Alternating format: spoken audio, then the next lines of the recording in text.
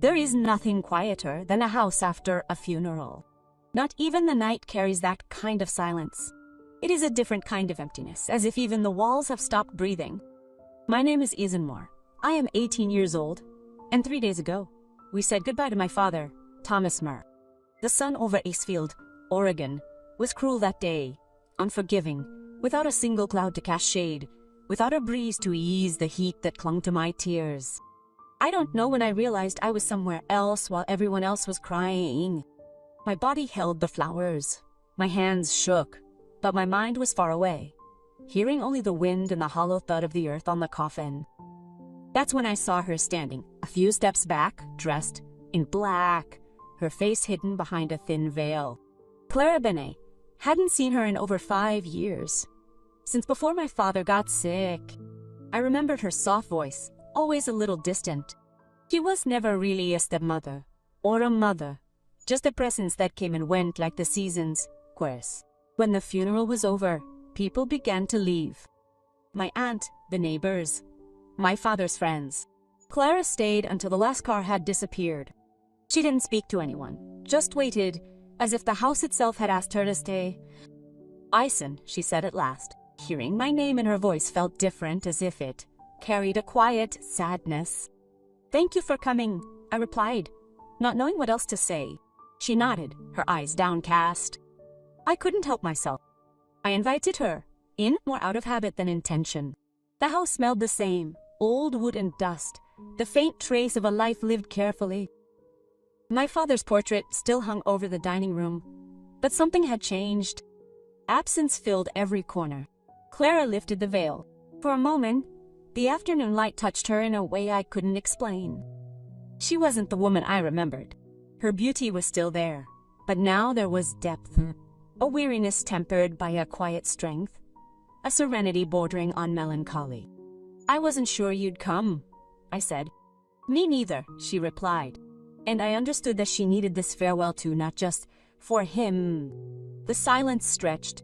The clock in the hallway struck 6, each click a tired heartbeat. "Your father loved you more than you can imagine," she murmured. Sometimes it didn't seem like it. Sometimes, when someone loves you too much, they don't know how to show it. Her words pierced me. For the first time at the funeral, I felt tears coming. She took a step and put her hand on my shoulder. A small gesture, but it broke the containment I'd been holding back for days. I closed my eyes. For a moment, the world stopped. When I opened them, the house was bathed in golden light. Clara seemed unreal, like a figure from a memory that wasn't mine. "Stay a little longer," I whispered. "I don't want to be alone here." She nodded. We stood in silence listening to the dying rhythm of the afternoon, and for the first time, between the light and the shadows, I felt the house breathing again. Night fell over Acefield with a heaviness that ached. Outside, the Maplewood district lit up behind closed curtains. Inside, the house seemed suspended in its own time. Clara stood before my father's portrait, a glass of wine in her hand, though she hadn't touched it. Her eyes held recognition, not sadness. "He never liked having his picture taken," she said quietly. "I remember, but he had this one made for me," I replied. Her voice shook slightly. "When I first met him, I thought nothing could touch him. He seemed like someone who had already seen everything life had to offer." She fell silent, letting the silence breathe between us. I watched her. Every movement carried an unspoken story, as if it belonged to another era. "Why did they part?" I asked carefully. Clara smiled without rancor. "Sometimes love to someone also means knowing when to leave." Her gaze went to the window where the late light reflected off the glass, shadows moving like phantom footsteps beside us. "Your father and I met too late," she whispered. "But we never stopped talking, not even when we were no longer the same." She stepped closer to the piano my mother had left behind years ago, and let her fingers brush the keys without pressing them. You know," she said almost in a whisper, "memory is a way of coming back, even when no one is waiting for you." I looked at her. It was strange to feel so calm next to someone who, in any other context, should have been just a shadow of the past. That night, in that house, she was the only living presence. When everyone else had left, The house seemed heavier, but also strangely alive. Vanataito.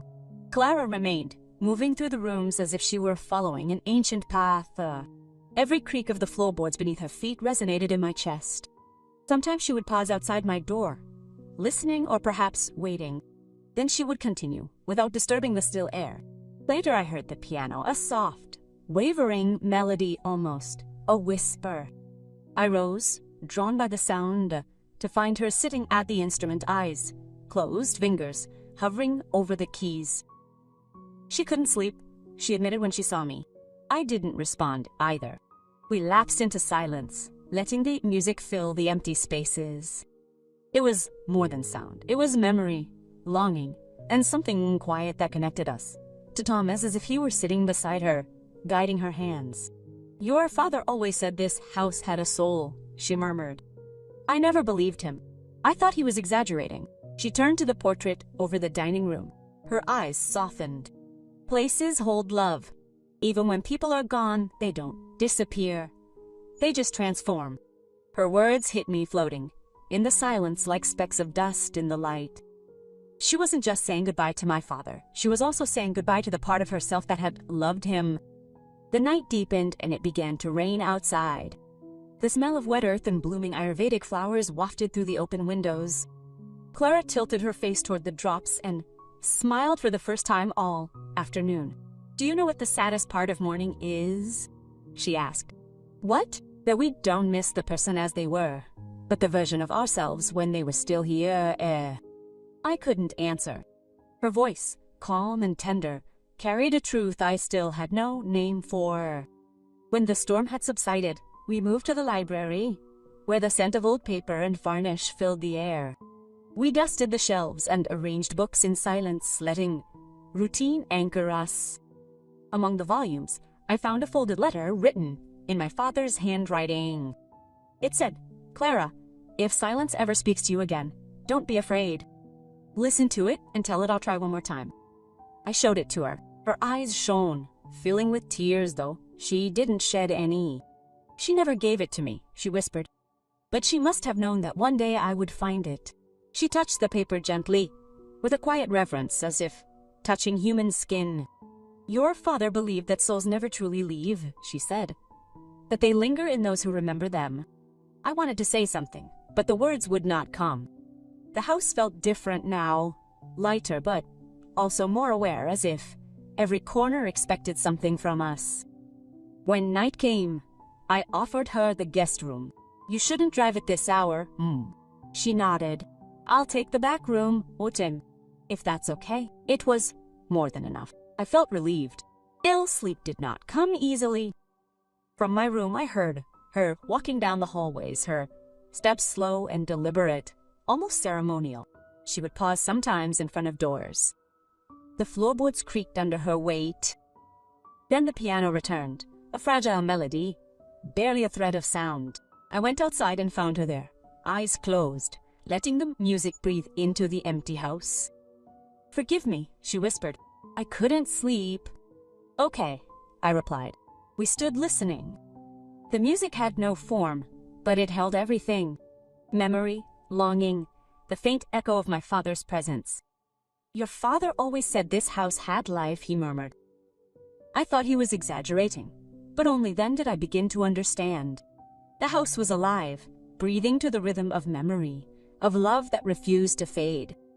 The night finally settled, carrying the distant murmur of the Maplewood streets. And inside the house, amidst the shadows and the golden glow that still came from the windows, it seemed the walls were listening, watching, waiting for us to understand something we still couldn't name. The next morning, the sky was gray and the air filled with the smell of wet earth and freshly cut flowers. I woke before 7, the memory of the funeral still fresh, until my gaze fell on my father's dark suit, hanging on a chair. Clara was already awake, standing in the kitchen with a steaming cup of coffee, looking out over the sodden garden. There was a calmness in his posture that made the room almost sacred. "I didn't sleep much," he said without turning. "Me neither," I admitted. He took a slow sip and let the steam fill the air with its warmth. "This house has its own rhythm," he murmured. "Sometimes it feels like it's breathing, don't you think? I didn't know what to say. There was something in her voice that unsettled and attracted me at the same time. Part of me wanted to deny it, but another part knew it was true. The house was alive, in some way that I felt in my chest. She looked at me over the cup. Your father taught me something here, she said softly. He believed that there are places where love lingers, not because it wants to, but because it still has something to say. Her words hung suspended, pressing against the silence. I watched her, trying to decipher the weight they carried. Later, we went to the library together.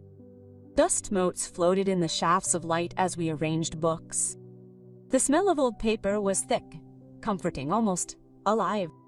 As I leafed through a leather notebook, a folded letter fell out. I recognized my father's handwriting instantly.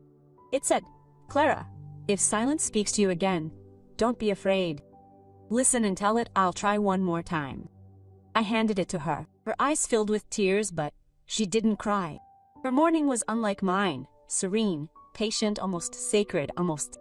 He never gave it to me, she said with a slight tremor in her voice.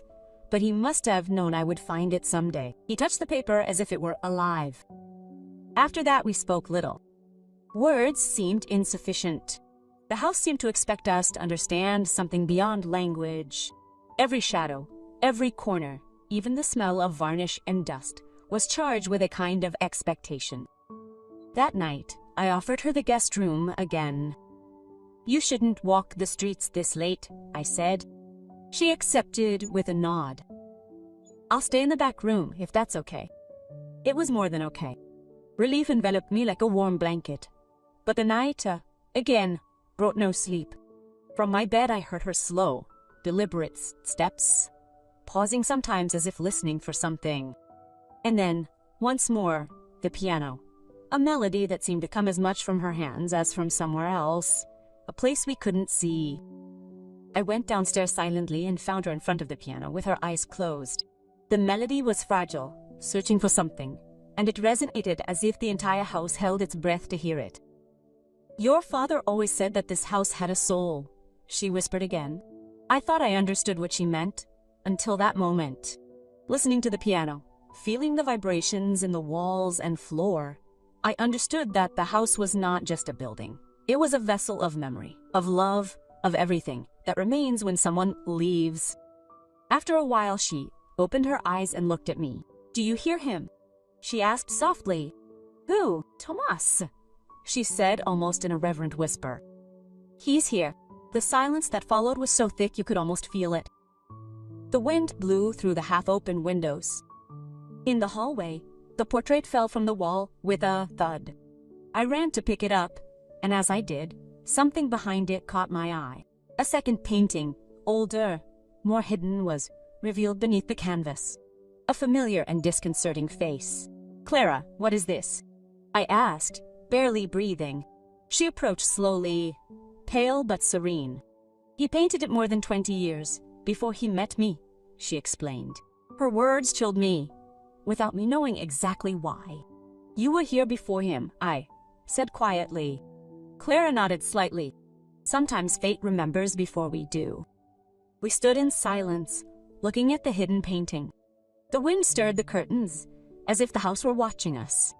And in that moment I felt it clearly. This was more than memory, more than loss. The house, the piano, the portraits were alive with the touch of love, waiting for understanding, waiting for us to finally see.